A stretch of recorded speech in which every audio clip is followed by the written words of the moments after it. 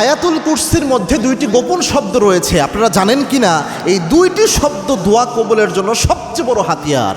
এবং এই দুইটা শব্দ এমন শব্দ, আল্লাহর হাবিব এইগুলার ব্যাপারে স্পেশালি ফজিলত বর্ণনা করেছেন। এই যে আয়াতুল কুরসি আমরা পড়ি, ইমানদারদের জন্য শ্রেষ্ঠ একটা অস্ত্র বলা যায় আয়াতুল কুরসি। যে কোনো বিপদে সবচেয়ে কার্যকরী ভূমিকা পালন করে আয়াতুল কুরসি। এবং আয়াতুল কুরসি আল্লাহর হাবিব জানিয়েছেন 5 ওয়াক্ত নামাজের পরে যদি কেউ পড়ে, ওই ব্যক্তি মারা যেতে দেরি, জান্নাতে যেতে দেরি হবে না। ওই ব্যক্তি জান্নাতে ওই ব্যক্তি ঢুকতেছে না, এর কারণ হচ্ছে ব্যক্তি এখন মারা যায় নাই, মারা গেলেই জান্নাতে। সুবহানাল্লাহ, এত ফজিলতপূর্ণ এই আয়াতুল কুরসির মধ্যে দুইটা শব্দ এমন রয়েছে, একটা হচ্ছে হাইয়ুন আর একটা হচ্ছে কাইয়ুম। আমরা কি পড়ি? আল্লাহু লা ইলাহা ইল্লা হুয়াল হাইয়ুল কাইয়ুম। এটার মর্যাদা কি?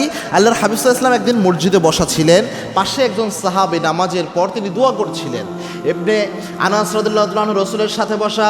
আনাস রাদিয়াল্লাহু তাআলা আনহুকে আল্লাহর হাবিব সাল্লাল্লাহু আলাইহি ওয়াসাল্লাম বলেন, আনাস, এই যে সাহাবী দোয়া করছে, এই সাহাবীর কোনো দোয়া আল্লাহ খালি হাতে ফেরত দেবে না, কেননা এই সাহাবী দোয়া করার সময় এমন বাক্য দিয়ে দোয়া করেছে, দোয়া করলেই আল্লাহ কবুল করে নেয়। ওই সাহাবী পড়েছিল, ইয়া হাইয়ুন ইয়া কাইয়ুম ইয়া জাল জালালি ওয়াল ইকরাম।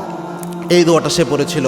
আল্লাহর হাবিব জানিয়েছেন এটা ইসমে আজম, আরেক বর্ণনা অনুযায়ী বোঝা যায়। আর ইসমে আজম এমন গুরুত্বপূর্ণ, ইসমে আজম আল্লাহ যে দোয়া বিহি আজাবা, ইসমে আজম দিয়ে যদি কেউ দোয়া করে, দোয়া করলেই কবুল হয়। এই আয়াতুল কুরসির মধ্যে হাইয়ুন এবং কাইয়ুম এই দুইটা শব্দকে অনেক মুহাদ্দিস ইকরাম বা অনেক উলামা ইকরাম তারাকে ইসমে আজম বলে থাকে।